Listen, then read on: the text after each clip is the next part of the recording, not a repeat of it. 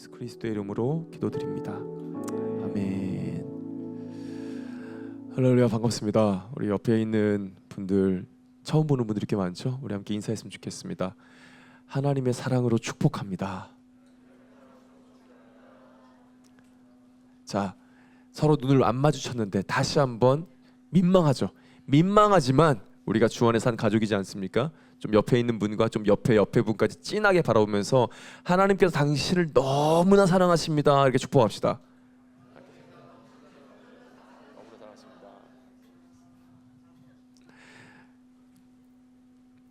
우리는 참 너무나 쉽게 판단하는 시대를 살아가고 있는 것 같습니다. 그렇지 않습니까? 온라인이 너무 커지고 익명의 세계가 너무 커지면서 우리의 판단도 너무 쉬워졌어요. 판단이 빨라지고 성급해졌습니다. 그래서 누군가의 말 한마디, 선택 하나, 실수 하나, 어떤 꼬투리나 그 과거 하나가 딱 짚히면은 바로 우리는 그 모든 것들을 무시하고 그거 하나를 가지고 이미 결론을 내려버려요. 저 사람은 원래 저래. 자, 저기는 원래 어려워. 아, 저 세대는 원래 말이 안 통해. 뭐 예를 들어서 특히 저희 위로브 팀은 특히나 욕을 많이 먹기 때문에 얘네들은 원래 이런 애들이야. 답이 없는 애들이야. 이 지역의 교회는 힘들어. 변하지 않아. 저 지역은 글렀어. 물론 판단을 하는 것 자체가 나쁜 것은 아닐 것입니다. 악은 분명히 악이라고 정죄하고 이야기해야 될 때가 있고, 죄는 분명히 죄라고 이야기를 해야겠죠. 근데 무너진 현실을 외면하면서 괜찮다고 말하는 것은 당연히 믿음이 아니라 그것은 회피죠. 그러니까 무너진 현실을 마주하는 것은 맞습니다. 근데 문제는 뭐냐면은 우리는 판단이 빨라요. 근데 품는 것이 너무 느립니다. 판단하는 만큼 품어내지를 못하고, 판단은 빨리 하되 품는 것은 하지 않는 거죠. 누군가의 문제를 분석하는 것은 사실 어렵지 않습니다. 한 지역의 한계와 결핍, 어떤 공동체에, 그리고 어떤 사람에 대해서 한계와 그 사람의 결핍과 그 사람의 문제를 이야기하는 것은 너무 쉽습니다. 우리 보은 이야기해 볼까요? 청년 수가 적고 노령화가 깊고 문화적 기반이 약하고 교회들이 지쳐 있고 복음의 반응은 너무 더디죠. 이 말이 틀린 말은 아니란 말입니다. 근데 여러분 꼭 기억하셔야 될 한 문장이 있습니다. 맞는 말이요, 언제나 하나님의 마음은 아닙니다. 내가 옳은 말을 한다고 해가지고 그것이 하나님의 마음은 아닌 것입니다. 정확한 분석이 있어도 우리가 그 지역을, 혹시 그 사람을 품는 마음이 없다면은 그것은 선교가 아니라 그저 평가로서 끝나게 되는 것이죠. 분명한 분별이 있어도, 내가 정말 명확하게 분별을 했다고 하더라도 그 사람을 하나님 앞에 데리고 가는 마음이 없다면은 그것은 중보가 아니라 그저 정죄일 뿐입니다. 그래서 오늘 읽을 본문은 우리를 이 질문 앞에 세워요. 하나님의 사람은 무너진 땅 앞에서 어떻게 서 있어야 하는가? 이제 복을 받은 사람, 복이 된 사람들은 이 죄악이 가득한 시대 앞에서, 도시 앞에서 어떤 사람이 되어야 하는가? 하나님의 약속과 부르심을 받은 사람은 이 세상의 고통과 부르짖음을 들었을 때 우리는 무엇을 해야 하는가? 창세기 18장은 우리가 잘 아는 이야기로 시작했죠. 뭐였죠? 우리 지난주에 오셨던 분들, 하나님께서 찾아오셨습니다. 상수리나무 아래로 찾아오셔가지고 만나서 아브라함이 나그네를 맞이했고 식탁을 차렸고, 하나님께서 그 평범한 식탁을 약속의 자리로 바꿔주셨어요. 그리고 장막 뒤에서 웃고 있었던 사라에게 약속의 중심으로 나와라 라고 말하고, 사라의 웃음이 체념의 웃음이었지만 결국 그 웃음을 은혜의 웃음으로 바꿔주시는 사건이 등장하는데, 오늘 본문은 그 장면 바로 이후에 갑자기 방향이 바뀝니다. 약속의 아들 이야기가 끝나자마자 무슨 이야기가 나오냐면 소돔과 고모라의 심판의 이야기가 등장합니다. 좀 이상하게 느낄 수 있죠. 생명의 약속 이야기 잘하고 있다 갑자기 왜 심판의 이야기로 나올까? 왜 아들을 주시겠다는 그 기쁜 약속 바로 뒤에 죄악과 멸망의 이야기가 이어져야 하는가? 하나님께서는요, 아브라함을 단지 복을 받을 사람, 복을 받는 사람으로 세우지 않으셨고, 복 그 자체로서 복의 통로로 세워주셨습니다. 창세기 12장에서 이렇게 말씀하셨죠. 내가 너로 큰 민족을 이루고 너에게 복을 주어 내 이름을 창대하게 할지니 너는 복이 될지라. 우리가 지금 계속해서 보고 있는 창세기 말씀의 가장 근본적인 근원이 되는 말씀입니다. 복을 받아라라고 아니라 내가 복을 주는데 너는 복이 될지라라고 말씀하셨죠. 그래서 아브라함의 신앙은요, 자기 집이 복 받는 데서 끝나면 안 되는 집안입니다. 아브라함의 신앙은 이제 열방을 향해 열려야 하는 상황입니다. 아브라함의 복은 자기 가족이 안정되고 끝나는 것이 아니라 이제 다른 도시와 다른 민족과, 아니 모든 영혼들에게 흘러가야 합니다. 그리고 오늘 본문은 하나님께서 아브라함의 그것을 가르치는 본문입니다. 지금까지 약속을 받는 사람이었죠. 기다림을 배우고 있었습니다. 조급함을 다루어야 되는 걸 배우고 체념하는 자리에서도 여전히 하나님의 신실하심을 배워야 하는 사람인데, 이제 더 깊은 자리로 불러주세요. 이제 그는 받은 약속, 자기 약속만 붙드는 것이 아니라 이제 무너진 도시를 품고 하나님 앞에 서는 사람이 되어야 합니다. 오늘 우리가 배울 것은 그것입니다. 선교는요, 지역에 영향을 끼치고 변화를 일으키기 바로 전에 이 땅을 품고 하나님 앞에 먼저 서 있을 수 있는 사람이어야 하는 것입니다. 오늘 창세기 18장 16절 17절 두 구절을 먼저 함께 읽었으면 좋겠습니다. 이거는 나오네요. 네. 함께 읽겠습니다. 시작. 그 사람들이 거기서 일어나서 여호와께서 이르시되, 너무 놀라운 말씀입니다. 왜냐하면은 이렇게 말씀하세요. 내가 하려는 것을 아브라함에게 숨기겠느냐라고 말씀하십니다.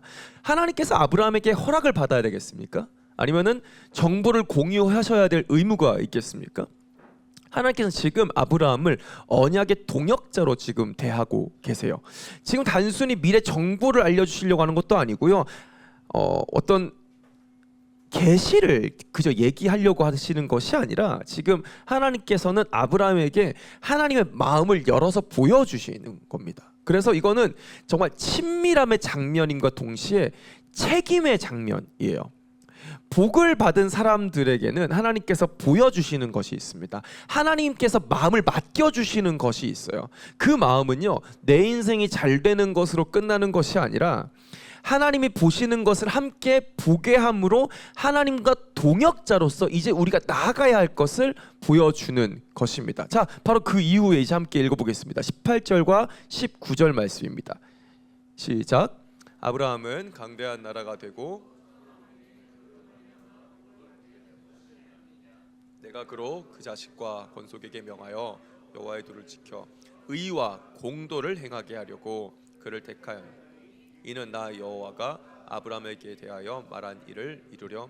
본문의 핵심 단어 두 가지입니다. 의와 공도. 이게 체다카와 미시파트라는 이 두 단어가 의, 단순히 개인이 착하게 사는 정도가 아니라 일단 먼저 하나님과의 바른 관계, 이웃과의 바른 관계, 그리고 그 공동체, 그 지역 사회에서의 바른 관계와 삶을 포함하고 있습니다. 그리고 미시파트는 법적 정의입니다. 공정한 판단, 약자를 보호하는 질서와 관련된 단어입니다. 그러니까 지금 하나님께서 아브라함을 택하신 목적은 아브라함 개인과 그 집안이 복을 받기 위한 것이 아니라요, 아브라함과 그의 후손을 통해서 이 세상 가운데 그 하나님의 의와 공도가 드러나기를 원하시는 거예요. 이 말이 너무나 중요한 게요, 아브라함의 믿음은 개인의 경건으로만 끝나는 것이 아닙니다. 우리는 신앙생활을 너무나 이 개인의 신앙으로 너무 축소시켰어요. 근데 아브라함의 믿음의 필요성은 지금 세상을 향한 하나님의 공의와 긍휼의 확장인 것입니다. 이것이 성경에서 말하는 복입니다. 성경에서 말하는 복은 나만 잘 되는 것이 아닙니다. 우리 교회만 잘 되는 것, 내 가정이 잘 되는 것, 내 사업만 잘 되는 것이 아니라 이제 그것을 통해서 하나님의 생명과 정의와 긍휼이 이 세상 가운데 흘러나가야 되는 것입니다. 복을 받은 사람은 자기 집만 품지 않습니다. 하나님이 사랑하시는 땅을, 하나님이 사랑하시는 사회를, 하나님이 사랑하시는 이 지역을 함께 품기 시작합니다. 자, 근데 그 가운데에 하나님께서 이제 아브라함에게 보여주시는 것이 있습니다. 바로 뭐냐면은 소돔과 고모라입니다. 함께 20절, 21절 이 두 구절을 다시 계속해서 읽어보도록 하겠습니다. 시작.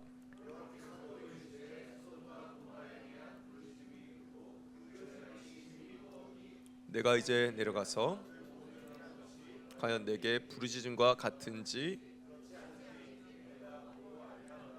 이 단순히 감정적인 심판의 이야기가 아니라 법정 같은 장면입니다. 소돔과 고모라에 대한 부르짖음이 하나님께 도달했다고 이야기하고 있어요. 그리고 하나님께서 내려가서 보시겠다라고 이야기합니다. 이게 부르짖는다는 게 단순히 소리가 크다 이런 뜻이 아니라요. 성경에서는 이런 부르짖음을 억울한 자들의 탄원, 폭력 아래 눌려있는 사람들의 울음, 그리고 죄악이 하나님 앞에 고발되어 올라가는 소리와 연결됩니다. 그래서 창세기 4장에서 가인이 아벨을 쳐 죽였을 때에 하나님께서 뭐라고 말씀하시냐면은 너의 아우의 핏소리가 땅에서부터 내게 호소한다고 이야기해요. 하나님 앞에서는 땅의 피도 말을 하는 것입니다. 억울한 자의 울음이 사라지지 않는 것입니다. 약자의 신음이 침묵되지 않는 것입니다. 소돔의 죄악은 단순히 개인 몇 사람의 도덕적 문제가 아니었습니다. 그 도시 전체가 폭력과 교만과 욕망과 무관심과 하나님 앞에 그 모든 것들이 부르짖음되어 올라간 것입니다. 성경 전체를 보면요, 소돔의 죄는 정말 복합적입니다. 일단 창세기 19장에 나와 있는 거는 나그네를 향한 어떤 집단적 폭행, 성적인 타락, 그리고 우리가 봤던 것처럼 18장과 반대되는 환대의 붕괴가 나타나죠. 그리고 에스겔 16장에는 소돔의 죄를 교만과 풍요와 안일함과 가난하고 궁핍한 자를 돌보지 않은 죄로 설명하고, 유다서에서도 소돔과 고모라의 성적 음란과 타락의 예로 들고 있습니다. 단지 어떤 하나의 죄가 아니라 그냥 그 모든 죄들이 종합되어져서 그냥 죄악의 예시로 드려지는, 실제로 사회에서도 소돔과 고모라라고 하면은 어떤 그런 음란의 죄로 예시가 되어지는 도시였던 거죠. 정말 욕망의 도시였고 폭력의 도시였고 약자가 철저히 외면된 도시였습니다. 그래서 소돔과 고모라를 바라보면서 우리는 알 수 있는 것은 하나님이 없는 풍요가 인간을 얼마나 잔인하게 만들 수 있는지를 보여주는 것이죠. 그리고 하나님께서는 그 부르짖음을 들으셨어요. 그리고 말씀하십니다. 내가 내려가서 보겠다. 하나님께서 몰라서 내려가셨겠습니까?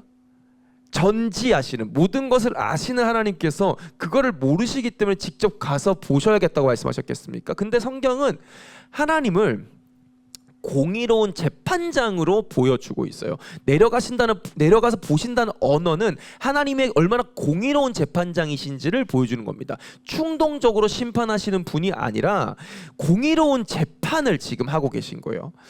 우리는 여기서 중요한 신학을 배워야 됩니다. 우리 한국 교회에서 양극화되어 있는 부분을 우리는 좀 합칠 필요가 있어요. 하나님께서는 사랑이십니다.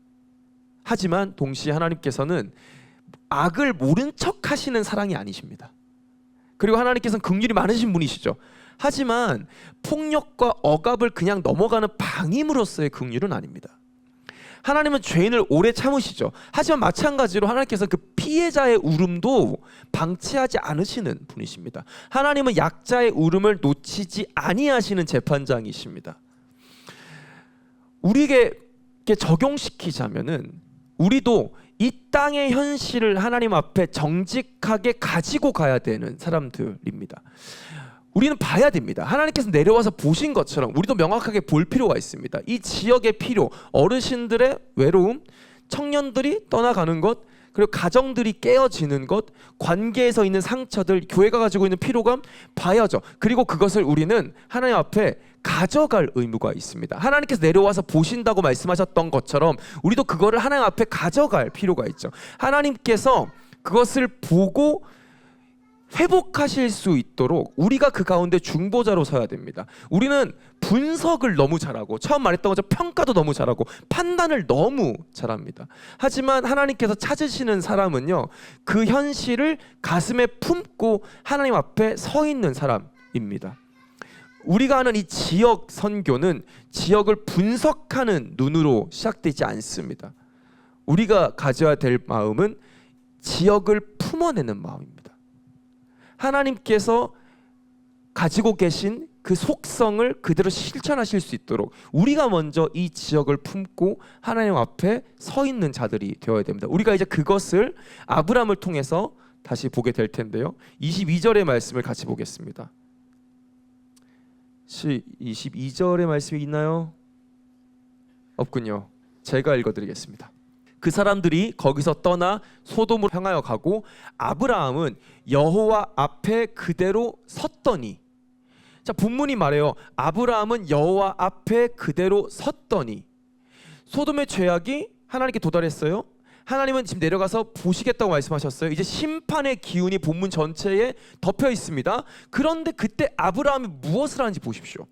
도망가지 않고요, 침묵하지 않고요, 남의 일처럼 지나가지 않습니다. 우리라면 뭐라고 얘기했을까요? 나라면 뭐라고 했을까요? 하나님께서 자 이제 내가 내려가서 그 도시를 심판하겠다. 그리고 그 도시가 어떤 도시인지 내가 알고 있어. 그러면 여러분은 뭐라고 대답하시겠습니까? 하나님 앞에서 주님 정말 좋은 결정을 하셨습니다. 심판받아서 싼 것들 지금 빨리 가서 쓸어버리십시오 라고 이야기했을 것 같은데 나는 왠지 그런데 하나님 앞에 아브라함은 이제 서요. 그리고 이 장면이 단지 아브라함이 하나님 앞에 기도드렸다라고 말하기엔 조금 어려운 본문인 것 같습니다. 아브라함이요 지금 하나님 앞에서 소돔의 편에 서서 지금 변론을 시작합니다.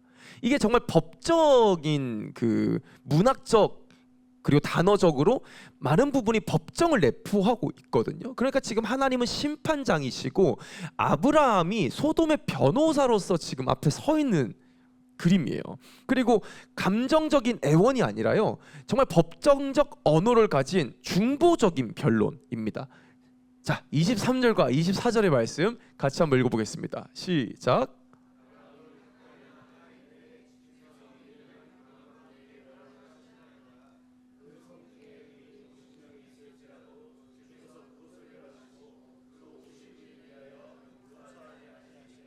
아브라함의 질문입니다. 하나님, 의인을 악인과 함께 멸하시는 것이 하나님의 공의에 맞습니까? 라고 물어봐요. 자, 그리고 나서 25절의 말씀을 같이 한번 읽어보겠습니다. 시작. 주께서 이같이 하사 의인을 악인과 함께 죽이시는 것은 부당하니 세상을 심판하십니까? 여기서 중요한 표현이 나옵니다. 세상을 심판하시느니 하나님께서 온 땅의 재판장이심을 이야기합니다. 자, 이 중요한 포인트, 하나님을 설득하기 위해서 하나님보다 더 의로운 척하거나 하나님보다 뭔가 내가 좀 더 뭐 나은 척하거나 이런 게 아니라 나의 어떤 것을 붙잡는 것이 아니라 지금 아브라함은 하나님의 성품을 붙들고 기도하고 있어요. 자, 하나님은 온 땅의 재판장이십니다. 하나님은 정의를 행하시는 분이십니다. 하나님은 의인과 악인을 구별하시는 분이 아니십니까? 이게 아브라함의 중보 기도인 것입니다. 기도의 정말 중요한 포인트가 여기에 있습니다. 여러분, 기도는요, 여러분의 어떠한 소원을 이루기 위해서 하나님을 조종하는 기술이 아닙니다. 기도는 내 뜻을 먹히게 하기 위해서 하나님께 어떤 압박하는 종교적 압박도 아닙니다. 기도는요, 하나님의 성품을 붙들고 하나님 앞에 서는 것입니다. 아브라함이 하나님께 좀 그냥 봐주세요 라고 이야기하지도 않았고요, 심판하지 마세요 라고 감정적으로 이야기한 것도 아니고요, 제 조카 롯이 거기에 있는데요 하고 어떤 자기 사람을 구하는 그런 극률한 마음을 좀 가지고 이야기하는 것도 아니라, 당연히 뭐 롯에 대한 마음도 당연히 있었겠죠. 하지만 본문에서는 아브라함의 논리가 훨씬 더 깊은 것을 볼 수 있습니다. 그는 지금 하나님의 공의를 붙들고 있어요. 하나님의 성품을 붙들고 있습니다. 하나님이 재판장 되신다는 그 사실을 지금 붙들고 있는 거예요. 그래서 믿음의 기도는요, 하나님의 성품보다 더 앞서 나아가는 것이 아닙니다. 오히려 하나님의 성품을 붙들고 하나님 앞에 머무는 것이 우리가 해야 될 믿음의 기도인 것입니다. 그리고 더 놀라운 사실이 있습니다. 의인 50명이 거기에 있다라고 이야기하면 우리가 뭐라고 기도하겠습니까? 주님, 그 의인 50명을 구해 주십시오라고 기도하지 않겠습니까? 다른 것들은 제가 잘 모르겠고요, 일단 그 의인 50명은 살아야 되지 않겠습니까 주님? 이라고 기도하는 것이 아니라, 그 성에 의인 50명이 있으면은 주께서 그곳을 멸하시고 그 의인 50명을 위하여 용서하지 아니하시겠습니까? 그러니까 의인 몇 명만 빼달라는 것이 아니라 이 의인 때문에 도시 전체가 보존되기를 구하고 있는 거예요. 이게 아브라함의 중보가 가진 깊이입니다. 아브라함은 지금 소돔을 정죄하는 사람이 아니라 지금 소돔을 품고 하나님 앞에 서는 사람이 되었어요. 그리고 이걸 반드시 12장과 연결해야 됩니다. 너는 복이 될지라. 지금 아브라함이 하고 있는 것이 바로 그 부르심에 대한 응답입니다. 복이 된다는 것이요, 내 주변 사람들에게 조금 좋은 영향력을 주고 뭐 그런 말을 좀 해주고 이 정도가 아니라 죄인과 심판 아래에 있는 세상을 위해서 하나님 앞에 서 있는 겁니다. 복이 된다는 것은 무너져 가고 있는 땅을 보고 외면하지 않는 것입니다. 다른 사람들의 운명을 나와 무관한 것으로 생각하지 않는 것입니다. 내가 받은 은혜를 다른 사람의 생명을 위해서 흘려 보내는 것이 복이 된다는 것입니다. 아브라함도 완전한 사람이 아니었습니다. 우리가 쭉 봤지 않습니까? 계속 흔들렸습니다. 아내를 팔아먹고 15장에서 두려워하고, 그리고 16장에서 살의 말을 듣고 사람의 방식을 택해가지고 사람을 도구화하고, 그리고 18장에 사라도 체념을 하고, 그 모든 과정 가운데에 아브라함의 가정은 완벽한 믿음의 가정이 아니었음을 보여줍니다. 기다림 가운데 흔들리고, 조급함 속에 사람을 다치게 하고, 체념 가운데 그냥 헛웃음을 짓는 가정이었어요. 근데 중요한 것은 하나님께서 그들을 포기하지 않으셨다는 겁니다. 하나님이 그들을 계속 빚어가고 계시잖아요. 이제 아브라함은 소돔을 위해서 하나님 앞에 서 있어요. 이게 지금 은혜의 성장입니다. 신앙의 성장은 완벽한 사람이 되겠다, 이 정도가 아니라요, 하나님의 마음을 조금씩 더 닮아가는 과정인 것입니다. 아브라함이 처음부터 소돔을 품을 수 있었던 사람이 아니었습니다. 하지만 하나님께서 지금 그를 그렇게 빚어가고 계신 것입니다. 하나님께 복을 받은 사람은 결국 하나님의 마음을 품은 사람으로 자라야 됩니다. 자라가야 됩니다. 우리에게 너무 중요합니다. 우리가 완벽한 사람이기 때문에 부름받았습니까? 그렇지 않습니다. 우리는 하나님의 마음을 조금씩 배우면서 그 마음을 더 닮아가는 과정 가운데 있는 사람들입니다. 우리가 준비가 되었기 때문에, 능력과 역량이 막강하기 때문에 우리가 그래서 보원에 내려온 것이 아닙니다. 우리는 그분의 마음을 닮아가기 위해서 그분의 걸으심을 조금씩 따라가면서 배우는 사람들입니다. 그렇기 때문에 지금 보은에 내려와서 이렇게 예배하는 것 자체가 너무 귀하죠. 하지만 그것으로 충분하지 않다고 생각합니다. 우리는 보은에서 예배하는 사람들일 뿐만 아니라 이 땅을 위해서, 이 지역을 위해서, 사람들을 위해서 울 수 있는 사람들이 되어야 됩니다. 보은을 위해서 기도할 수 있는 사람들이 되어야 되고요, 그 이름들을 불러가면서 하나님 앞에서 이 지역을 위해 부르짖을 수 있는 사람들이 되어야 됩니다. 그리고 그것은 그냥 보은을 축복해 주세요 같은 추상적인 것이 아니라 정말 이 땅의 현실을 구체적으로 품고 하나님 앞에 서 있을 수 있는 사람이 되어야 됩니다. 그래서 우리의 목표는 조금 더 깊어져야 된다고 생각해요. 우리가 그렇게 생각하기 쉽습니다. 이 땅 가운데 우리의 공동체를 더 키우고 더 사람들을 많이 오게 하고, 그래서 저 사람들을 우리 공동체로 데리고 오겠다, 이게 아니라 저 영혼이 지금 하나님 앞에 서 있는지, 저 교회가 지금 하나님 앞에 올바로 살아갈 수 있는지, 생존할 수 있는지, 그 지역을 거시적으로 바라볼 수 있는 사람들이어야 됩니다.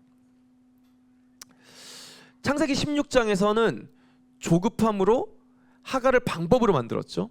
그 아브라함이 이제 창세기 18장에서 도시를 품고 하나님 앞에 섭니다. 우리가 이 차이를 좀 봅시다. 조급함은 사람을 방법으로 만드는데요, 중보하는 사람은요, 사람을 사랑으로 품습니다.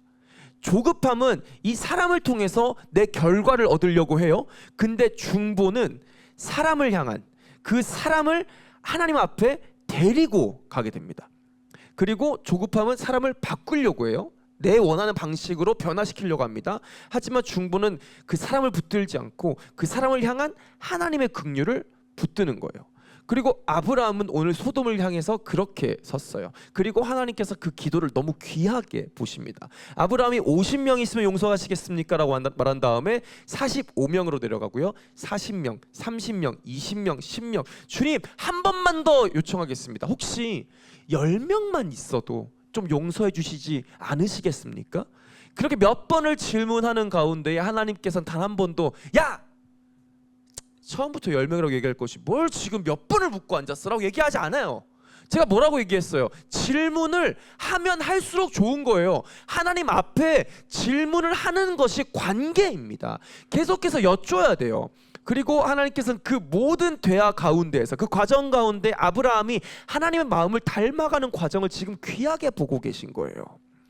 기도는요, 어떤 우리가 원하는 결과를 얻기 위한 절차만이 아니라요, 사람이 하나님의 마음을 배워가는 자리입니다. 그리고 아브라함이 지금 이 대화 가운데 배우고 있어요. 하나님의 심판에 성급한 분이 아니시다는 걸 배우고 있고요, 긍휼에 인색한 분이 아닌 것도 배우고 있고요, 의인이 10명만 있어도 성 전체를 용서하실 수 있는 분이라는 것을 지금 배우고 있어요. 문제는 하나님이 그냥 빠르게 심판해버리신 게 아니라요, 그 성 가운데 의인이 10명조차 없었다는 겁니다. 이것은 우리에게 참 무거운 질문을 던집니다. 한 도시의 절망은요, 한 나라의 절망은요, 악인이 많다는 것에 있지 않습니다. 그 나라와 도시를 품고 하나님 앞에 서 있을 수 있는 의인이 사라졌다는 것에 있습니다. 우리에게 필요한 것이 이 지점입니다. 이 땅을 품고 하나님 앞에 서 있을 수 있는 의인들, 그 사람들이 우리가 돼야 할 것입니다. 하지만 아브라함의 이 중보는 완전하지 못했습니다. 아브라함이 계속해서 50명, 40명 쭉쭉쭉 내려가서 하나님 앞에 중보하며 구했지만 결국 소돔을 구해내지는 못했어요. 근데 그렇게 생각해 보지 않았습니까? 왜 10명에서 멈췄을까? 왜냐면은 성경에서는 의인 롯이라고 이야기하고 있거든요. 그러니까 한 명을 통해서 구원해 주시면 안 되겠습니까? 내려갔으면은 괜찮았을 수도, 소돔 아직까지 있을 수도, 이런 상상을 해볼 수 있잖아요. 뭐 여러 가지 견해가 있더라고요. 첫 번째로는 그 고대 사회에서 미니얀이라고 하는 최소 공동체 수가 있었습니다. 그게 유대 전통에서는 회당 예배를 위한 최소 수를 미니얀이라고 했는데 그게 10명이었대요. 이런 견해도 있고, 그 또 한 가지는 아브라함이 롯의 가족과 주변 사람들을 생각하지 않았을까라는 견해도 있습니다. 중요한 것은 본문이 강조하는 핵심이 왜 10명에서 멈췄나, 그게 아니라요, 하나님께서 10명만 있어도 그 성을 용서하시겠다고 하신 사실입니다. 그러니까 하나님이 인색하지 않으셨고 긍휼을 제한하지 않으셨죠. 하지만 결국 소돔은 멸망했습니다. 왜냐하면 그 도시를 보존할 의인 10명이 없었기 때문입니다. 그리고 여기서 우리는 아브라함의 중보의 한계를 봅니다. 아브라함이요, 도시를 위해서 하나님 앞에 서서 중보자로서 요청할 수 있었지만 그 도시를 대신해서 심판을 담당할 수는 없었습니다. 아브라함은 중보자일 수 있었지만 구속자일 수는 없었습니다. 아브라함은 질문할 수 있었지만 자기 몸으로는 그 도시의 죄를 짊어질 수는 없었습니다. 그렇기 때문에 창세기 18장은 아브라함은 위대한 중보자의 모습이면서도 동시에 더 온전한 중보자를 기다리게 하는 인물입니다. 이 지점이 성경 전체의 흐름에서 중요한 포인트입니다. 왜냐하면 아브라함 이후에도 성경에서는 중보자들이 계속 등장해요. 모세는 금송아지 사건 때 하나님 앞에서 이스라엘 위해 간구합니다. 그들의 죄를 사해주지 않으면은 내가 기록된 책에서 이름이 없어지겠습니다. 사무엘은 백성들을 위해서 기도하기를 쉬는 죄를 범하지 않겠습니다. 예레미야는 무너진 예루살렘을 보면서 처절하게 울었습니다. 수많은 선지자들이 백성의 죄를 고발하면서 동시에 그 백성을 품고 하나님 앞에 서 있었습니다. 그런데 그 모든 중보는 완전하지 않았습니다. 모세도 이스라엘을 완전히 구원하지 못했고, 사무엘도 백성의 타락을 막지 못했습니다. 예레미야도 예루살렘의 멸망을 막지 못했고, 결국 아브라함도 소돔을 구할 수 없었습니다. 그래서 성경은 계속해서 구약을 통해서 질문을 남기는 거예요. 정말 의인으로 많은 사람들이 살 수 있는가? 정말 사람이 죄인들을 대신할 수 있는가? 누군가 하나님 앞에서 우리를 온전히 변호할 수 있는가? 그리고 이 질문은 예수 그리스도 안에서 완성되는 것입니다. 의인을 악인과 함께 멸하시겠습니까? 근데 십자가에서는 더 놀라운 일이 일어납니다. 의인이 악인과 함께 멸망당한 것이 아니라 의로우신 분이 악인을 대신해서 심판을 감당하신 것입니다. 죄 없으신 예수께서 죄인으로 취급받으셨고, 거룩하신 하나님의 아들이 버림받은 자의 자리에 섰습니다. 복음은 말합니다. 10명 아니 1명의 의인으로 충분하다. 그리고 그 의인은 아브라함도 롯도 우리도 그 누구도 아니고 오직 예수 그리스도이신 것입니다. 로마서 5장에서 바울은 말합니다. 한 사람 아담으로 죄가 세상에 들어왔고 한 사람 예수 그리스도로 많은 사람이 의롭다 하심을 받았다. 이것이 복음인 것입니다. 소돔에는 의인 10명이 없었습니다. 하지만 하나님께서 마침내 온 세상을 위하여서 한 의인을 보내주셨습니다. 그렇기 때문에 아브라함의 중보는 그리스도의 중보를 예표하고 보여주고 있습니다. 그리고 히브리서에서 예수께서는 항상 우리를 위하여 간구하신다라고 말씀하십니다. 이것이 우리의 소망입니다. 그분의 중보가 끝나지 않았습니다.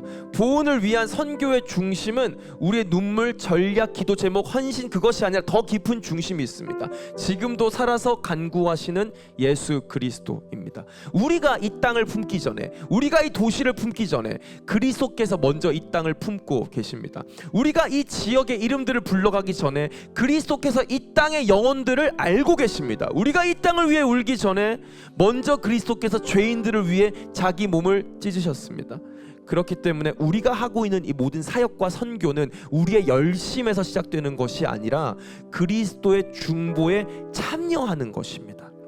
아브라함은 중보를 배운 사람이지만 예수께서는 자기 몸으로 중보를 이뤄내신 분이십니다. 이것이 결론입니다. 우리는 지역을 구원할 수 있는 사람들이 아닙니다. 우리는 지역을 품고 하나님 앞에 서야 되는 사람들입니다. 우리는 사람을 변화시키는 주체가 아닙니다. 우리는 사람을 포기하지 않고 그리스도 앞에 그 사람들을 데리고 가야 되는 사람들입니다. 우리 이 땅을 바꿀 능력이 있는 사람들도 아닙니다. 지금도 보훈을 위해 살아서 간구하시는 그 그리스도를 믿는 사람들입니다. 그렇기 때문에 우리가 이 땅에 다시 설 수 있습니다. 가능성이 커 보여서요? 아닙니다. 무슨 가능성이 있어 보입니까? 우리의 전략이 완벽합니까? 아니요, 아무런 전략도 없습니다. 우리가 어떤 능력과 영향력이 있습니까? 아니요, 우린 비루합니다. 하지만 우리가 할 수 있는 이유는 예수 그리스도께서 지금도 살아계셔서 지금도 간구하셔서 그 중보자로 서 계시고 죄인들을 위해 자기 몸을 주셨기 때문입니다. 그래서 오늘 본문은 단순히 아브라함이 소돔을 위해 기도했다, 이것이 아닙니다. 이 본문은 복을 받은 사람이 어떻게 하나님의 마음을 닮아가는지, 어떻게 하나님의 마음을 배워가는지를 보여줍니다. 우리가 계속 본 것처럼 완벽한 사람이 아니었거든요. 너무 모자란 사람이지 않습니까?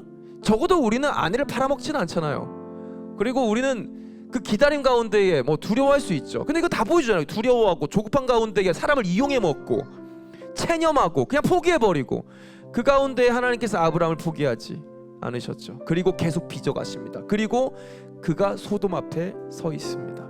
오늘 우리에게 질문합니다. 너는 복을 받은 사람으로 머물래? 아니면 복을 흘려내는 복 그 자체가 될래? 너의 집에 약속만 붙들래? 아니면은 이 땅, 이 무너진 도시를 품고 내 앞에 서 있을래? 아브라함은 중보를 배운 사람이었지만 우리가 믿는 예수 그리스도는 자기 몸으로 이미 그 모든 중보를 이뤄내신 분이십니다. 아브라함은 의인 10명을 찾다가 결국 찾지 못했지만 이미 하나님께서는 우리에게 한 의인 예수 그리스도를 보내주셨기 때문에 여러분, 우리가 사람을 포기하지 맙시다. 우리가 교회를 포기하지 맙시다.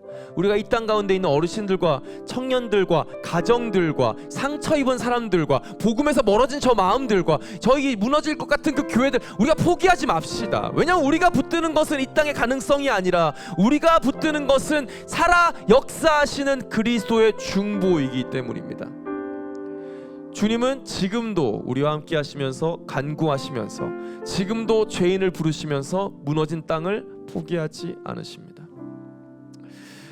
우리가 언젠가 이 땅 가운데에서 고백할 수 있기를 소망합니다. 하나님이 이 땅을 잊지 않으셨다. 하나님이 우리의 이름을, 그리고 이 땅에 무너져가는 그 이름들을 잊지 않으셨다. 하나님께서 이 지역을 품으셨다. 하나님이 죽음 같았던 이곳에서 생명을 일으키셨다. 우리가 해야 될 기도, 우리가 해야 할 선교, 그리고 우리가 보훈에서 하나님 앞에 서야 할 이유일 것입니다. 우리가 함께 같이 기도하며 나아갑시다. 우리 함께 먼저 판단하고 정죄했던 우리의 마음을 회개하며 나아갑시다. 우린 너무 쉽게 판단합니다. 너무 쉽게 정죄합니다.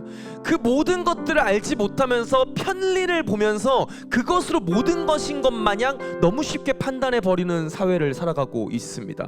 우리 또한 그러지 않았는지 돌아봅시다. 우리가 이 땅을 보면서 판단하지 않았습니까? 우리 옆에 있는 사람을 보면서 판단하지 않았습니까? 우리 다른 교회를 보며 판단하지 않았습니까? 대한민국의 상황과 교회를 보면서 너무 쉽게 판단하고 정죄하지 않았습니까? 우리가 해야 될 것은 판단하고 정죄하는 것이 아니라 그리스도의 마음을 품고 그 앞에서 중보자로서 함께 서 있는 것이었음에도 불구하고 우리는 그저 정죄하게 바쁘지 않았습니까? 주님, 우리가 그 마음을 회개하며 나아갑니다. 우리가 온전히 우리의 마음을 내어드리고 다시 판단하는 마음이 아니라 사랑하는 마음으로, 정죄하는 마음이 아니라 그리스도를 붙잡는 마음으로 서 있길 소망하오니 주님 우리의 마음을 다시 한번 새롭게 하나님의 마음을 닮아갈 수 있게 하여 주시옵소서라고 이 시간 함께 회개하며 같이 기도하며 주님께 나아가겠습니다. 기도합시다.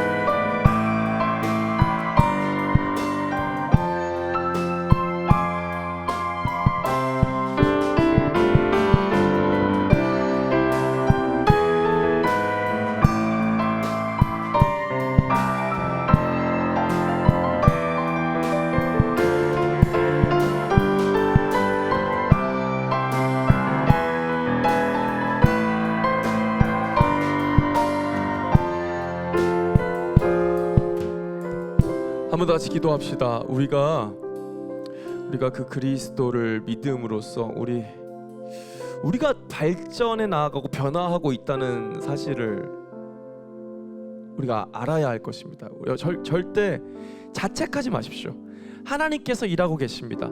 그리고 하나님께서 이 땅 가운데 일하실 뿐만 아니라 우리 각자의 삶 가운데도 일하고 계십니다.